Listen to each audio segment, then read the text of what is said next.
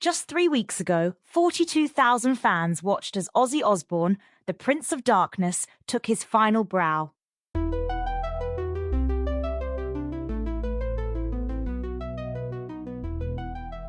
Today, we're remembering the legendary Black Sabbath frontman who passed away at 76, leaving behind a legacy that changed music forever. Yeah, it's really hitting the music world hard.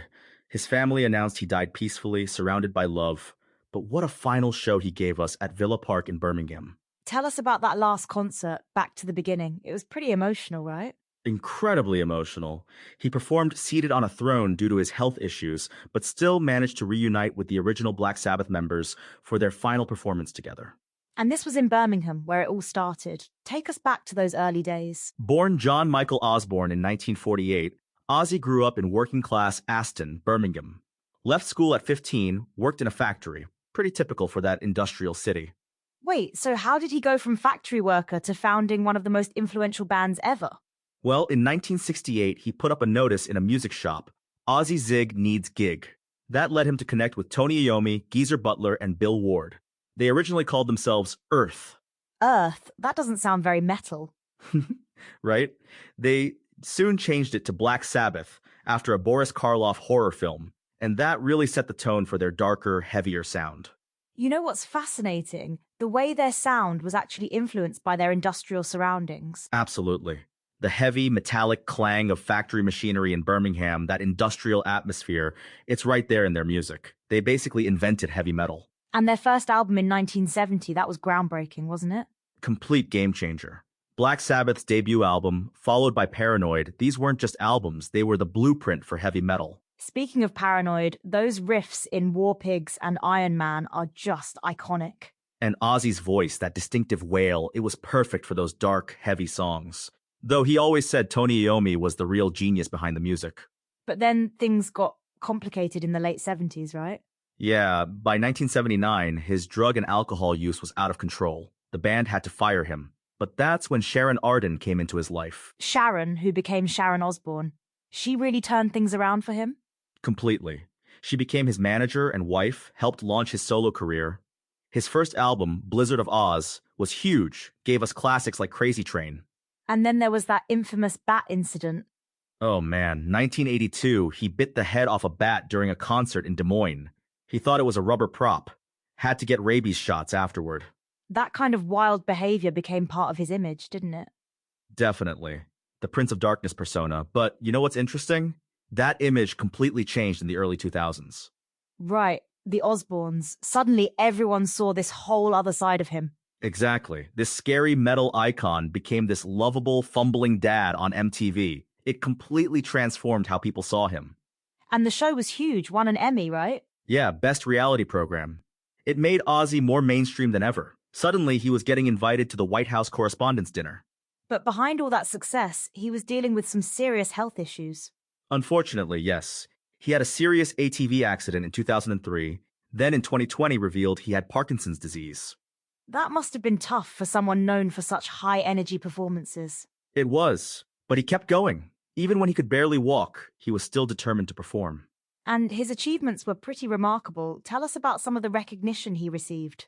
Well, he was inducted into the Rock and Roll Hall of Fame twice, with Black Sabbath in 2006 and as a solo artist just last year in 2024. Plus, all those Grammy wins. 7 Grammys in total, 2 with Black Sabbath, 5 as a solo artist, and he sold over 100 million albums worldwide. Let's talk about that final concert. What was the atmosphere like? Incredible. Villa Park was packed with 42,000 fans. Metallica, Guns N' Roses, all these huge bands came to pay tribute. And Ozzy performed despite his health issues? He had to perform seated, but his voice was still powerful.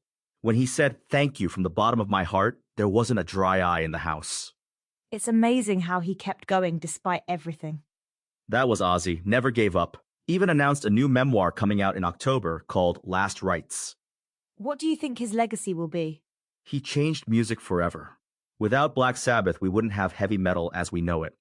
Every metal band today owes something to Ozzy. And he influenced so many artists, didn't he? Everyone, from Metallica to Pearl Jam.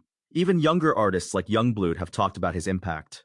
The tributes since his death have been pretty moving. Yeah, Elton John called him a dear friend and huge trailblazer. Gene Simmons said he was a giant, admired and loved by millions. It's interesting how he went from being this controversial figure to almost a national treasure. That's what made him special. He was authentic. Whether as the Prince of Darkness or the fumbling dad on MTV, he was always just Ozzy. And his relationship with Sharon, that was pretty remarkable too. 41 years of marriage. She wasn't just his wife, she was his manager, his protector. She really helped him turn his life around. What about his impact on Birmingham? He never forgot his roots, did he? Never. That's why it was so fitting his last show was at Villa Park. He was always proud of being from Birmingham, even had a star on the Birmingham Walk of Stars. And the music scene there, Black Sabbath really put it on the map. They showed that great music could come from anywhere. You didn't need to be from London or Liverpool to make it big. What do you think Ozzy would want to be remembered for most? You know, he actually answered that in an interview with The Guardian.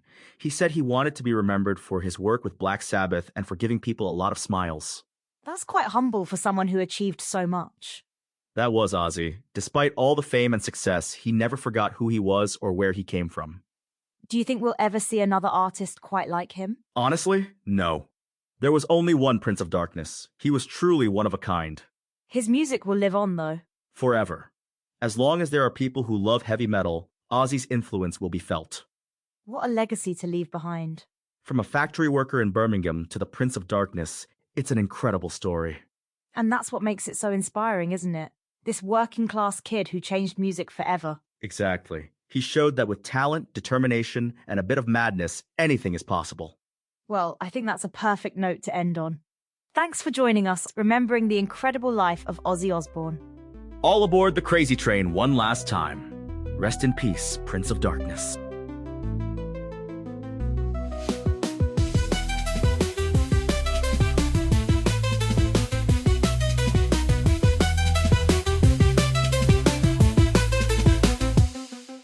Mad show, let's go, open up your mind and grow.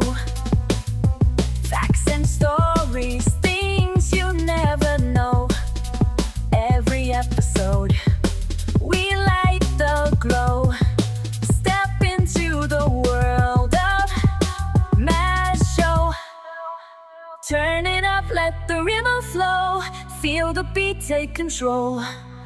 Don't be shy, just let it go. This is where the magic grows. Tune in now, it's the Mad Show. Lights up bright and minds will glow.